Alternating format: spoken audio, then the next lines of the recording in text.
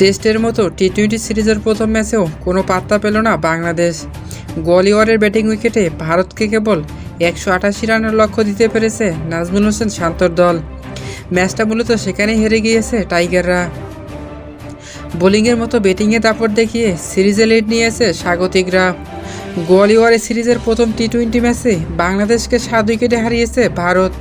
Toss হেরে bat করতে নেমে প্রথম ইনিংসে কেবল 127 রান করতে পেরেছে টাইগাররা। জবাব দিতে নেমে ভারতীয় ব্যাটসম্যানদের ক্যামিওতে 49 বল হাতে রেখে জয়ের বন্দরে পৌঁছে যায় ভারত। সিনিয়রদের রেখে জুনিয়রদের নিয়ে দল সাজিয়েছিল চন্ডিকা হাথুরু সিংয়ে, কিন্তু ছেলেরা তার সাজানো পরিকল্পনা ভিজতে দিলেন, পারলেন না বাঘের মতো লড়াই করতে।